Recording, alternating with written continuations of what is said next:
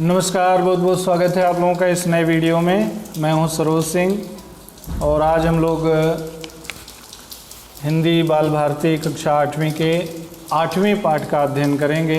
पाठ का नाम है नरई, जिसके लेखक हैं डॉक्टर श्रीकांत उपाध्याय।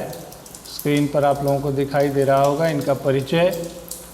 तो इनका जन्म सन 1938 प्रतापगढ़ उत्तर प्रदेश में हुआ और डॉक्टर श्रीकांत उपाध्याय जी सुपरिचित साहित्यकार हैं, यानी तमाम लोग इनसे परिचित हैं। अच्छे साहित्यकार हैं, बड़े साहित्यकार हैं।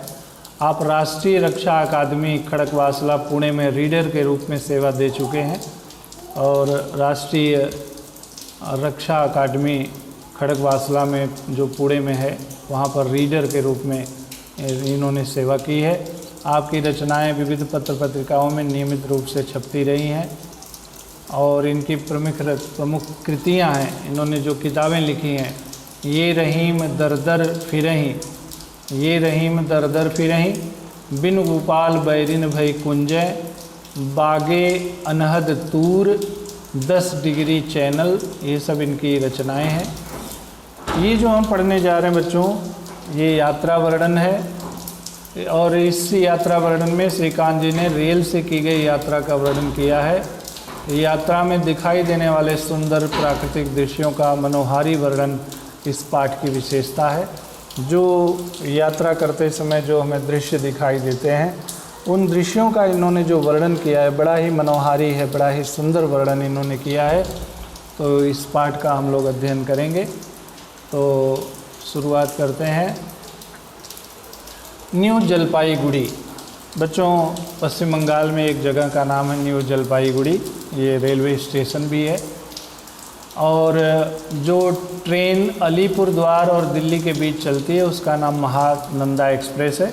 जो लेखक हैं इनको दिल्ली जाना है, तो दिल्ली जाने के लिए ये न्यू जलपाईगुड़ी से ट्रेन पकड़ना चाहते हैं।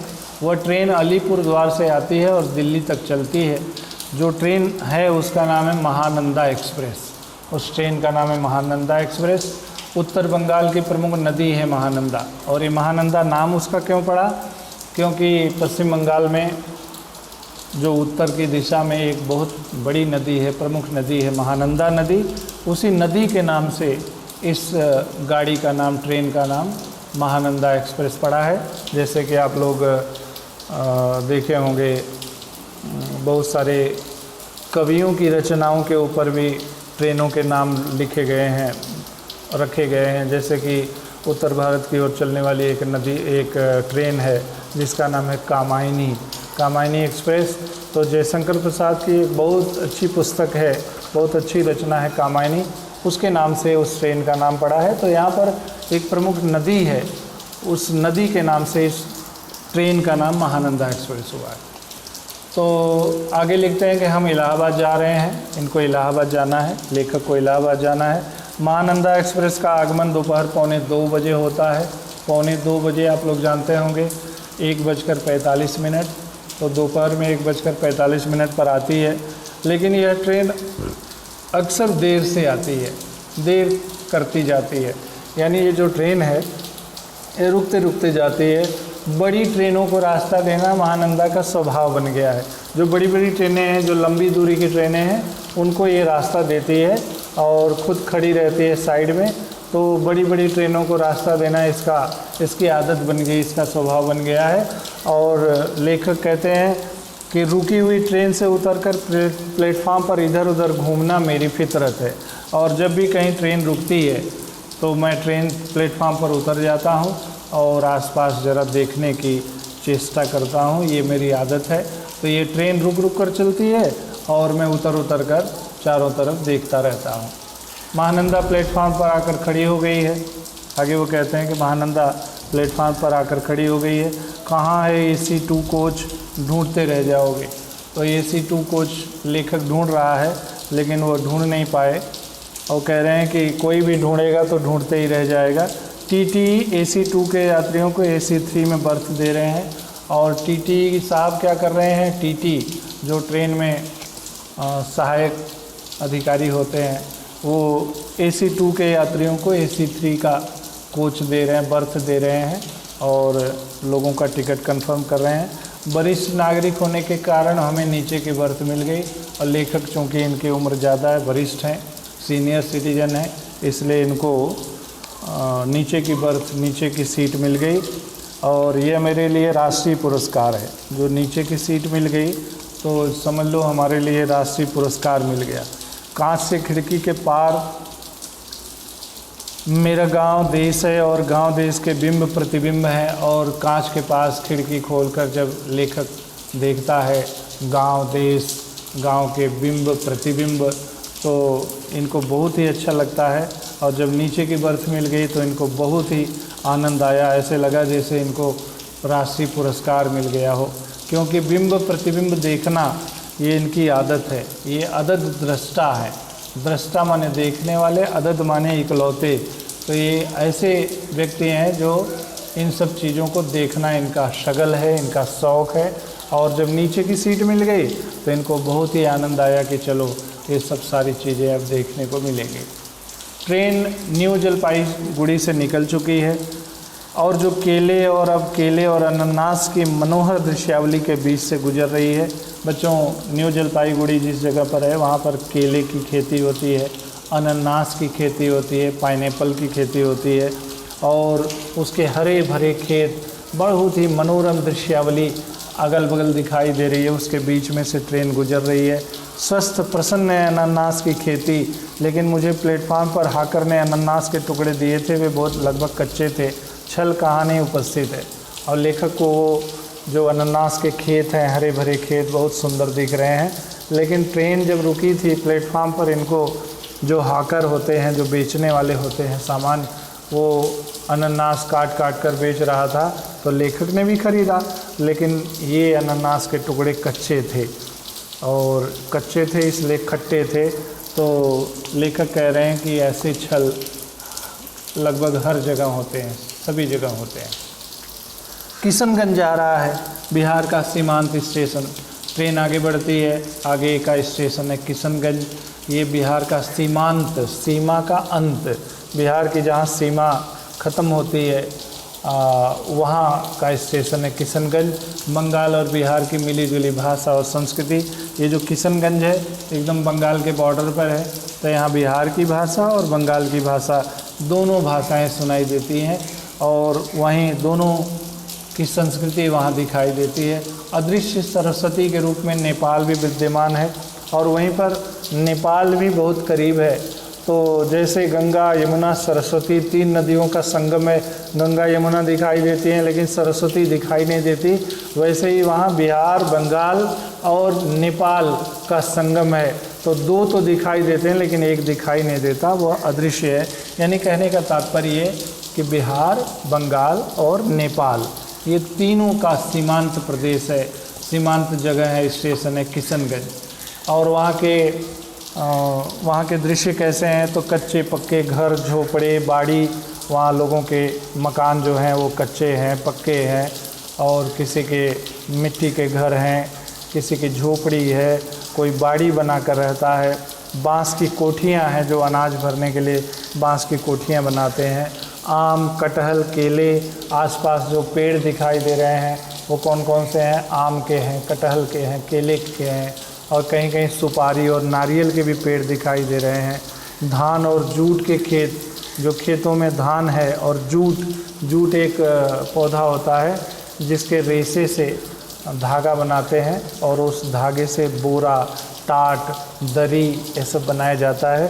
तो जूट और धान के खेत दिखाई देते हैं। कुछ वहाँ जो पोखर हैं उसमें जूट के बोझ बेहे गए हैं। बच्चों, आप लोग, अब ये खेती ही ख़त्म हो गई। जब हम लोग बचपन में थे तो हम लोगों के यहाँ पर सनई बोई जाती थी, और सनई के ऊपर के जो भाग हैं, जो पत्ती वाला भाग है, उसको काट करके जो नीचे का डंठल है उसको बंडल बना के, बोझ बना करके हम लोग पानी में गाड़ देते थे। 2-3 दिन सड़ता था, और फिर उसको पानी में पीट करके उसको साफ़ करके निकालते थे, और उसका जो चमड़ी होता है, स्किन होती है, वो छिलके के रूप में निकलती है, धागे के रूप में निकलती है, उसी से रस्सी, सुतली बनाई जाती है। ठीक उसी तरह जूट के भी साथ वैसे ही होता है। जूट के पौधे को काट करके पोखरों में गाड़ देते हैं और मट्टी से, पत्थर से दबा देते हैं। कई दिनों तक जब वो जूट दबाया रहता है तो वो गल जाता है, और गलने के बाद उससे रेसे उतारते हैं, और उस रेसे, वही रेसा तो जूट है, और सूखने के बाद उस रेसे के लच्छे, गोले जूट के मिलों में पहुंचते हैं, और फिर मिलों में टाट, पट्टियाँ, बोरे, बोरियाँ और न जाने कितने आकार प्रकार में रास के देहरी पर उपस्थित होते हैं। फिर ये सब बोरे, टाट और दरियाँ ये सब बनती हैं। और दुर्भिक्ष के वृक्ष पर चढ़े अन्न के बोरे कितने गौरवशाली लगते हैं। बच्चों, जब कहीं अकाल पड़ जाए और वहाँ पर बोरों में भरा हुआ अनाज आ जाए तो कितनी खुशी होती है। तो दुर्भिक्ष यानी अकाल, अकाल के वृक्ष पर, सीने पर चढ़े हुए अन्न के बोरे कितने गौरवशाली लगते हैं। यानी वही बोरे हैं जिसमें अनाज भरकर जगह जगह पहुंचाया जाता है, जिससे दुर्भिक्ष से यानी अकाल से लड़ने में मदद मिलती है।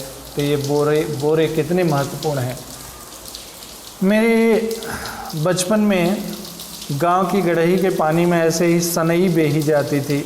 अब न सनई रही न गड़ही रही। कवि लेखक कह रहे हैं कि हम लोगों के बचपन में गांव में सनई इसी तरह गड्ढे में बोई जाती थी, बेही जाती थी, यानी उसको दबा देते थे सड़ने के लिए। और तो अब जो युग परिवर्तन हो चुका है, समय बदल चुका है, लोग सनई की खेती करना बंद कर दिए हैं। अब न गड़ही रह गई है न सनई की खेती रह गई है। गांव के जो दबंग लोग हैं उन्होंने गड़ही को दबोच लिया, गड़ही पाट करके वहाँ मकान घर बना लिए, और सन और सुतली की रस्सियाँ स्मृति शेष हो गई, और सन और सुतली अब सपने में भी नहीं दिखाई देती हैं, यानी वह केवल यादों में रह गई हैं, अब वो कहीं दिखाई नहीं देती हैं। स्मृति शेष, स्मृति यानी याद, शेष माने बचना, तो अब वो यादों में ही बची हैं, अब वो दिखाई नहीं देती हैं। तो जूट के गलने से उसका रंग पानी में उतर आया है, और लेखक जो आसपास गड़ही में जूट दबाए गए हैं, बेहे गए हैं, तो उसका जो रंग है वो पूरे पानी में उतर आया है। पूरा पोखर कलुआ गया है, यानी काले काले रंग का पानी हो गया है। और ऐसे विषैले पानी में मछलियों को सांस लेने में दिक्कत होती है। अब जहाँ कहीं भी जूट या सनई ज़्यादा जिस गड्ढे में बेहे जाते हैं, दबाए जाते हैं, उसका पानी एकदम मटमैला हो जाता है, एकदम काला हो जाता है, वो पानी बिल्कुल सड़ जाता है। और ऐसे पानी में मच्छलियों को सांस लेने में दिक्कत होती है। वो इच्छा मृत्यु मांगती हैं, यानी वो मर जाना पसंद करती हैं, उसमें रहना पसंद नहीं करती हैं। यानी कहने का तात्पर्य कि जिस गड्ढे में जूट या सनई बेही जाती है उस पानी में मछलियाँ जीवित नहीं रहती हैं। साफ़ सुथरे पानी वाले पोखरों के किनारे पानी में बंसी डालकर बैठे ध्यानावस्थित लोग, और जहाँ कहीं ऐसे गड्ढे हैं जहाँ का पानी साफ़ है, जिसमें सनई या जूट नहीं बेहे जाते हैं, उसका पानी बिल्कुल साफ़ है, और उस पानी में कटिया डाल करके, बंसी डाल करके ध्यान अवस्थित, जैसे कोई साधु ध्यान लगा कर बैठा हो, ऐसे मछली पकड़ने वाले लोग आजू बाजू अगल बगल के गड्ढों में दिखाई दे रहे हैं। कब मछली कटियों की डंडी झकझोरे और कब बंसी की डोर मछली को खींचे।